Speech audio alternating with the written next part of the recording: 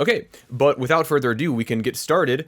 And today I am joined by singer, songwriter, producer, voice actor, DJ, videographer, and Taylor Swift hater, FLATROOM. You've got a long rap sheet. So before we get into things, in your own words, tell the people what it is. What do you do?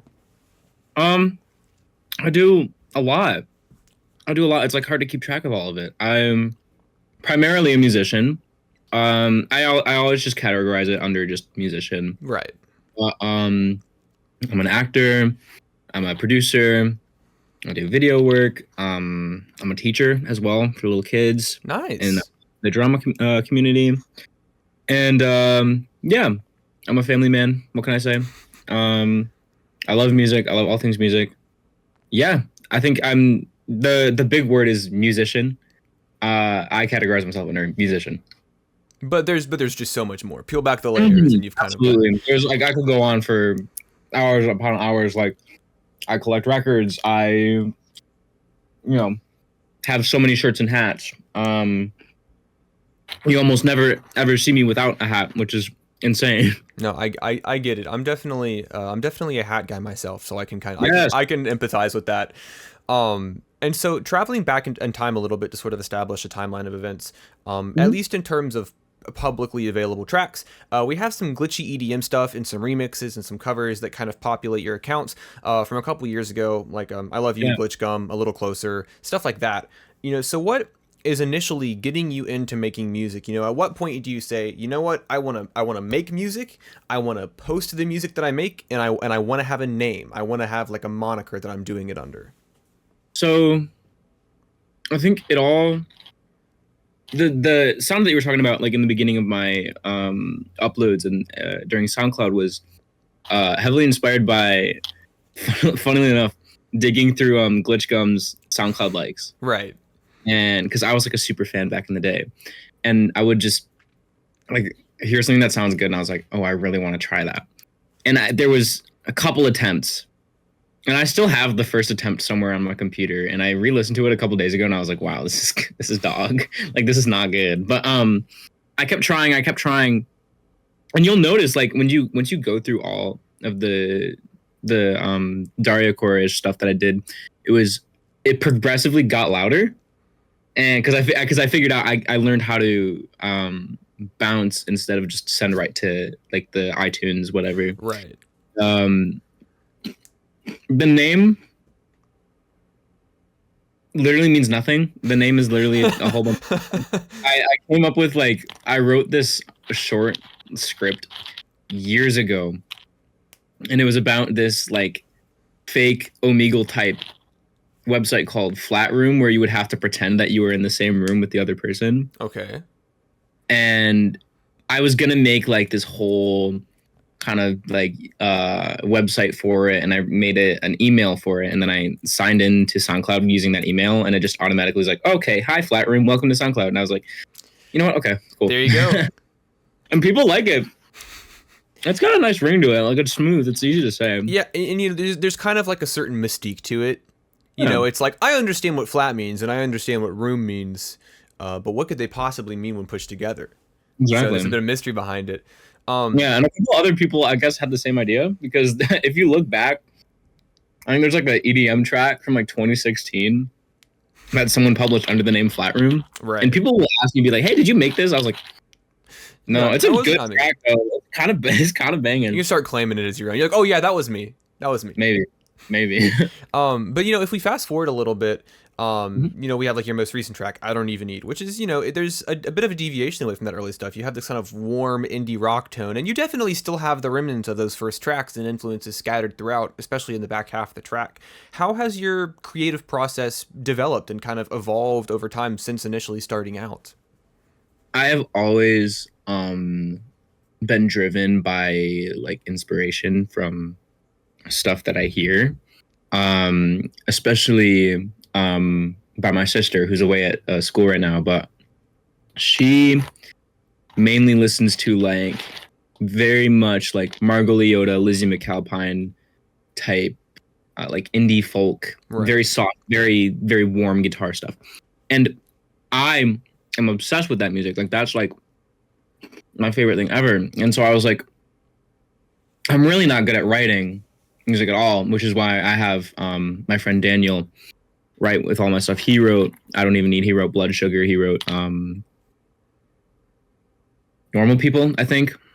And I wanted to combine it all. I just didn't know, because the track I Don't Even Need has been in production for like a year and a half. It went through so many. I went through my voice memos yesterday, and I found the demo for it, and it was so bad.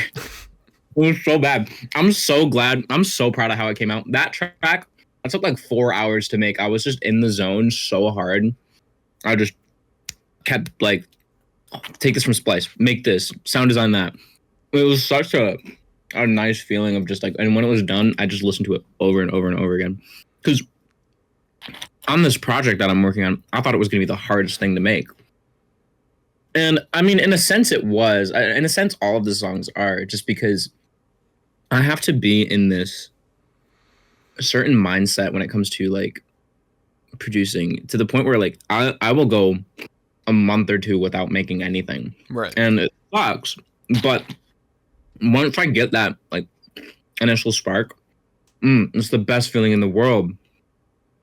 And it's always a help for me if like I have something to drive it. Like I had I'm doing this show in Lansing, which is the capital of Michigan. Right. In about a month. And I wanted to make this kind of like this like opium type intro to it. And I was like, okay, I'm gonna take like 20 minutes, I'm gonna do it. And I just like quickly threw together some like trap EDM drum sounds from Splice, and I just like plucked up a beat, and then I just took the so in the ending of Blood Sugar, which is my song with CM10, there's on Spotify or other platforms only, there's this really obnoxious, annoying, like loud end to it. Okay. And at first I was like, oh, this is gonna be cool, but after so much feedback from other people, I was like, yeah, they're right. This is annoying. It doesn't need to be there. But I want to keep it. I want to like use it something. I don't know what I was going to use it for.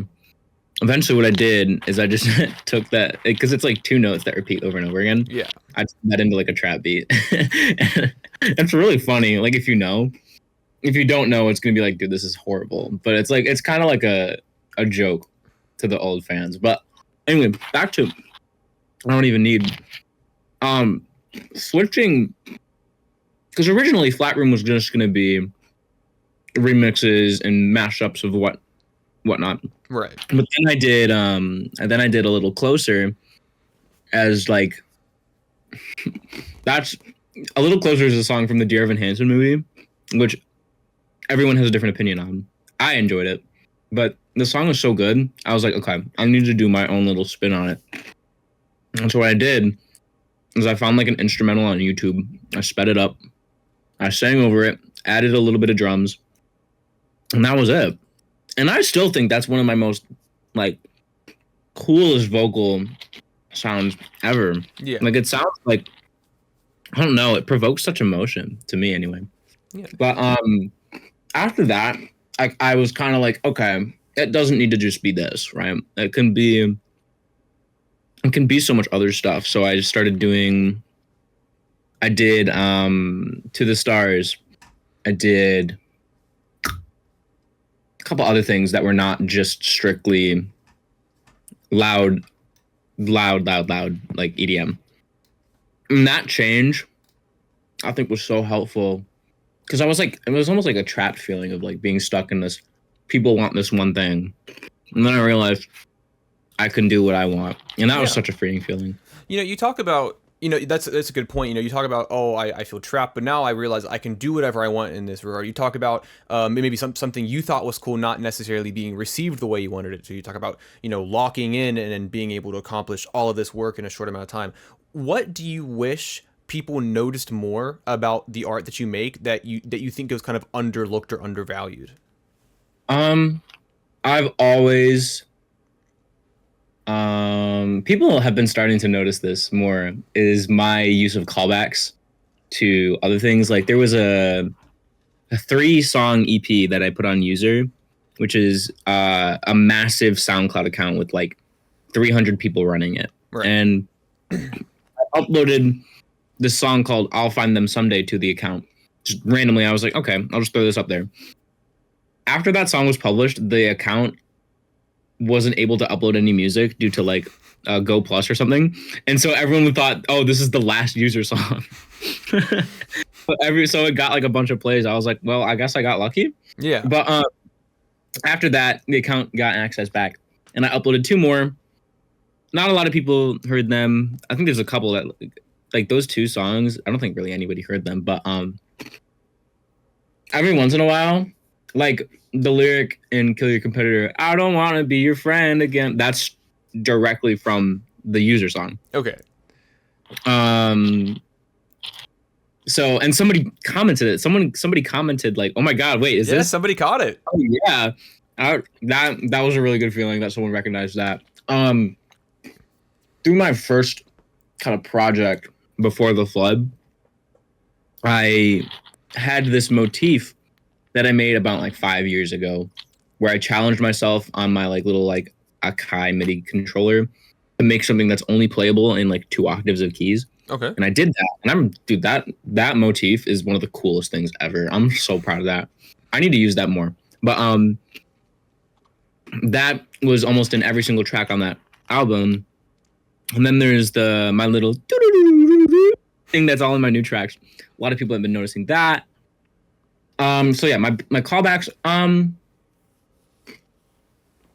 Another thing I think that's kind of overlooked or underlooked anyway, is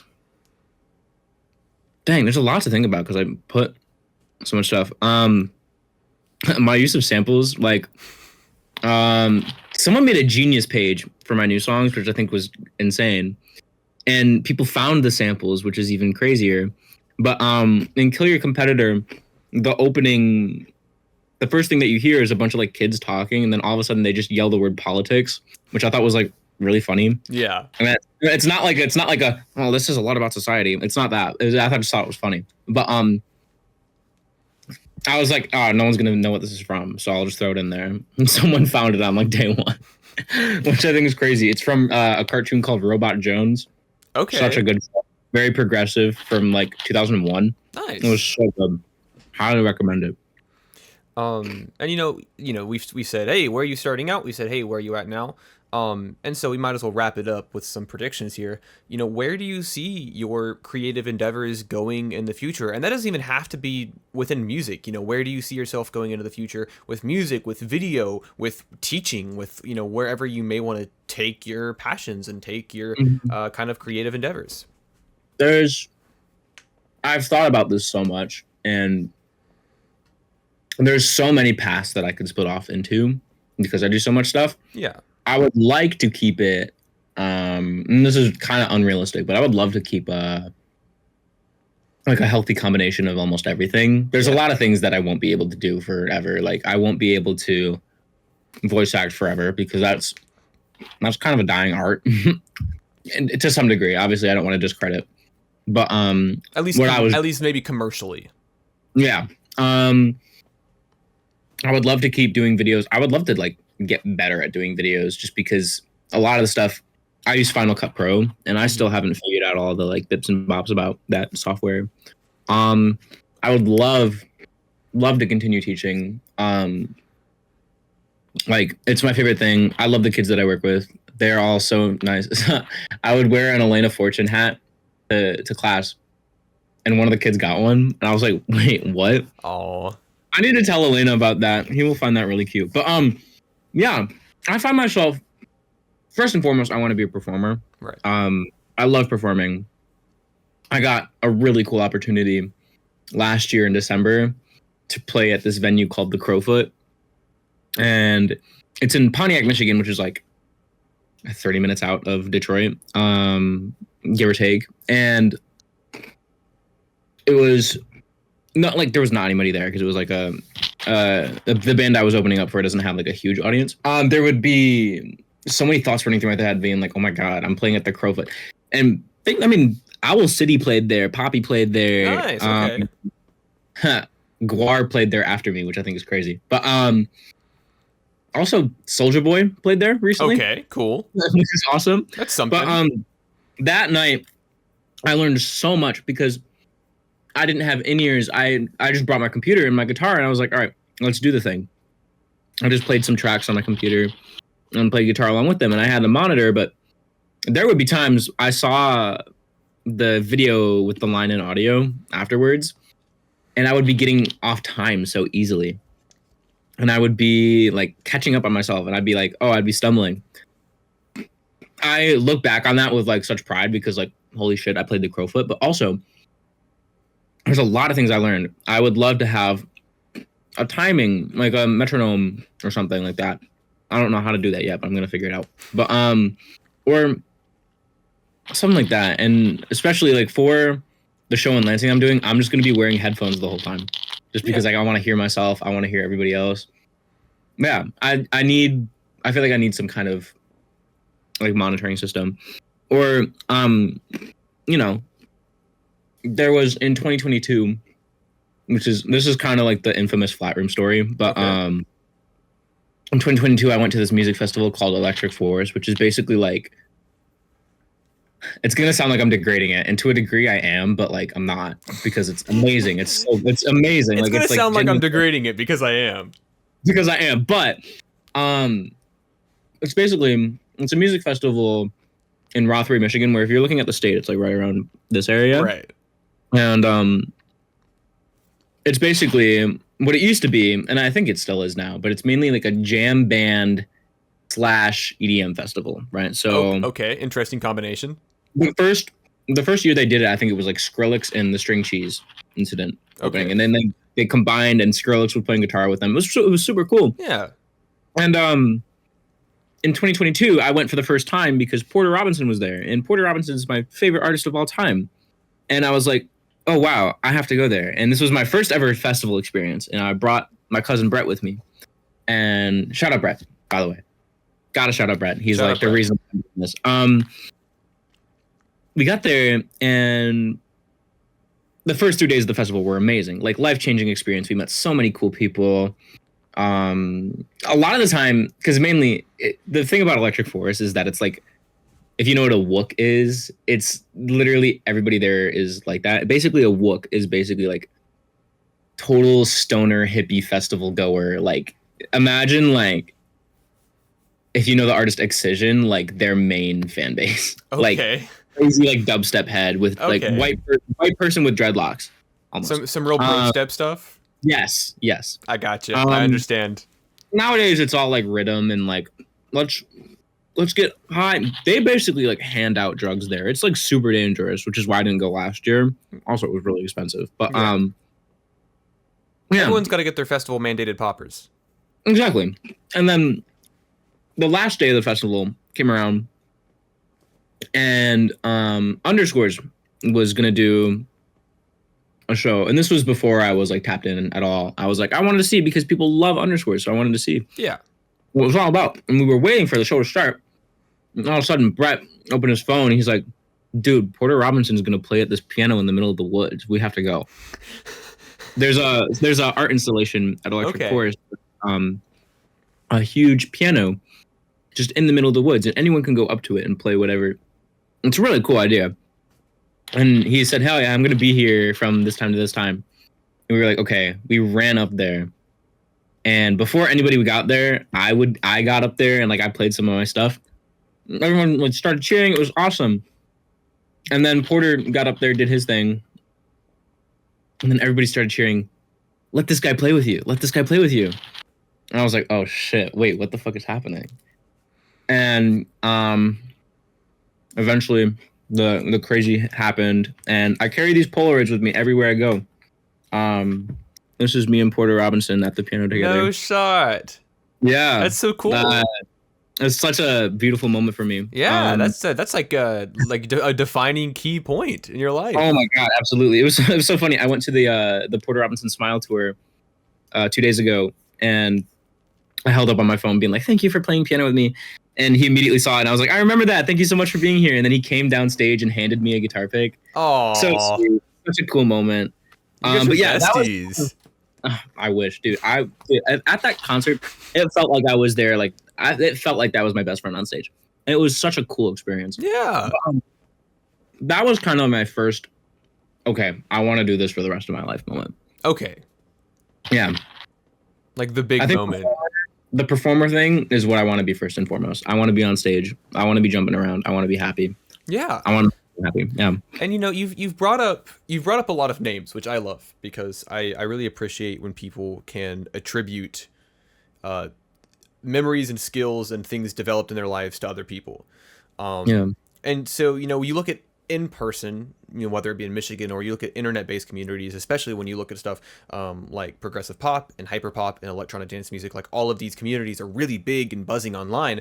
You know, when you engage with and interact with artists, you know, like we got Micah, we've got Violet Pony, etc. All of these people online and the communities that surround them.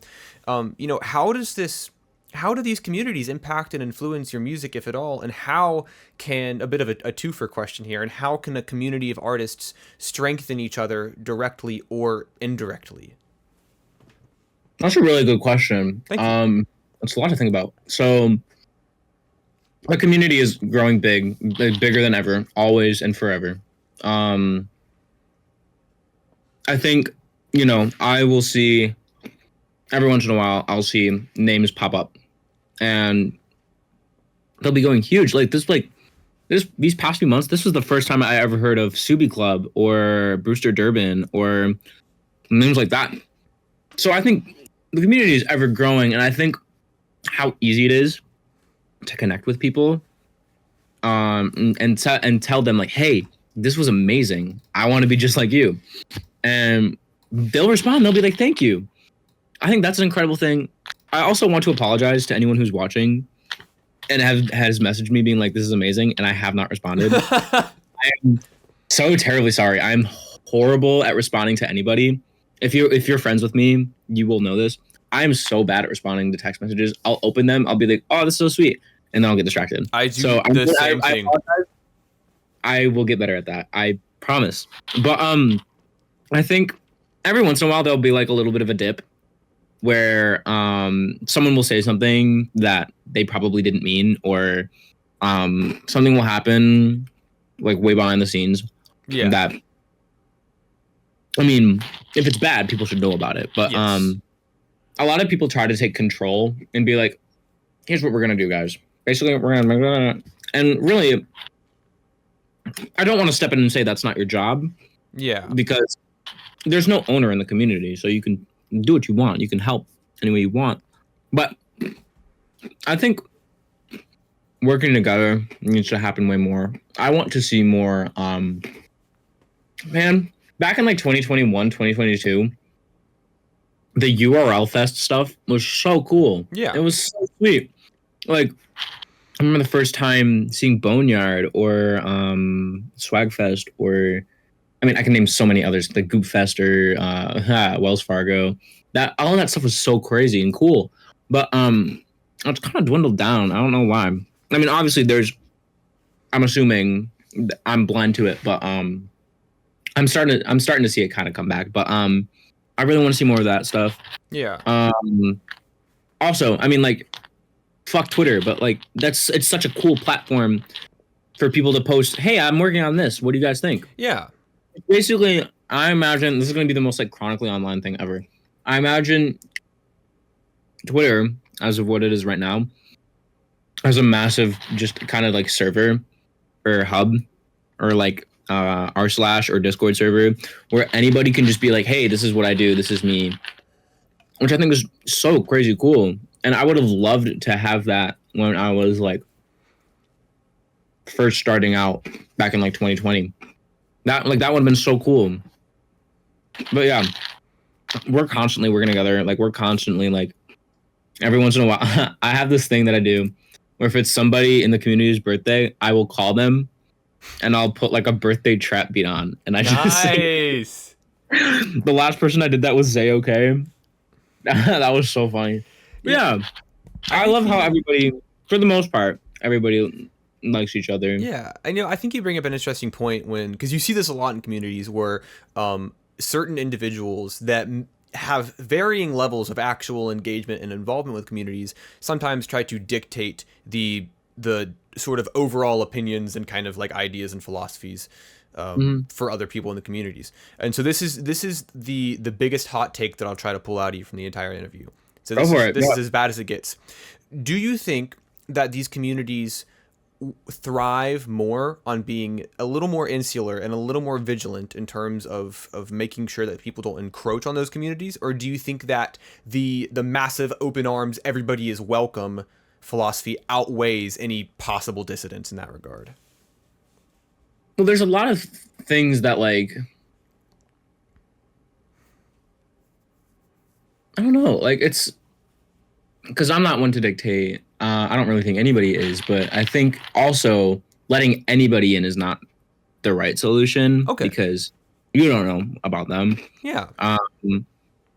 Which is kind of why I like more like anonymity within artists. Like, you'll see artists like Drama Trial or name any other artists like that who, I don't know, they'll get big and they'll say something and people will be like, you don't need to say that, but then they can just go on about their day because no one knows who they are. But I think at the same time, like, I think it'll thrive either way. Okay. I mean, like, it's doing great right now as far as I know. I haven't been on Twitter that much recently, but I mean, I'll open it up right now. You go check right now. Go see if everything's on fire or not. I'll see right now, and I'll be like, everybody's talking about the new Sophie album that's gonna drop, or oh, okay. Elwood's in the, apparently due to like a migraine or something. I hope they're okay.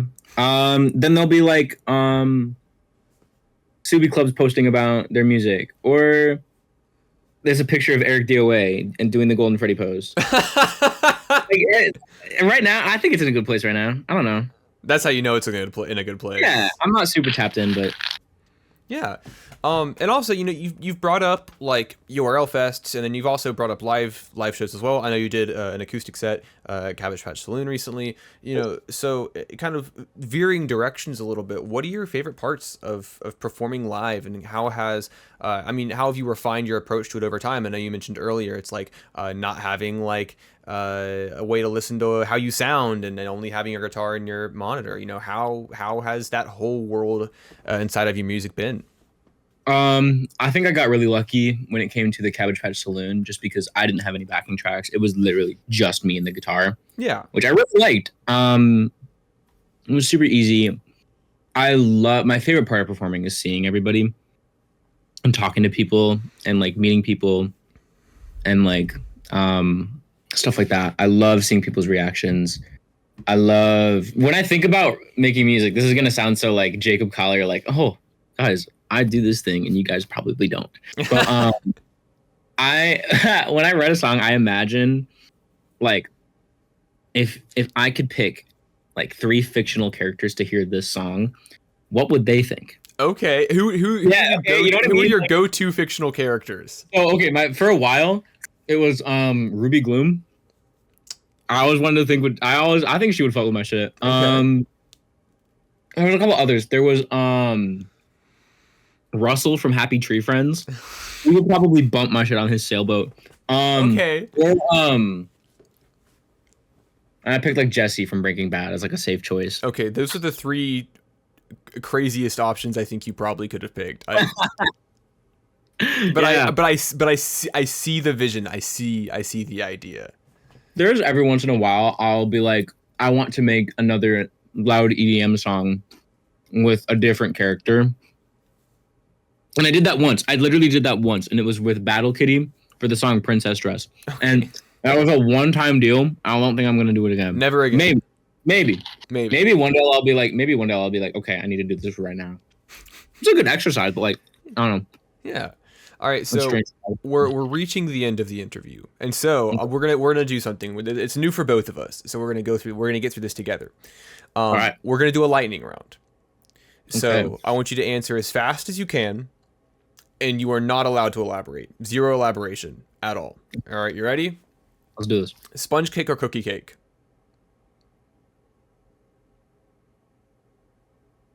Sponge cake. Snivy, Tepic, or Oshawott? Oshawott. Toilet paper roll over or under? Over. All right, take one, leave one. Charlie XCX or Porter Robinson? We're keeping Porter. All right, living as a bird for a week or a dog for a day? Bird for a week. Rage Comics or Wojaks?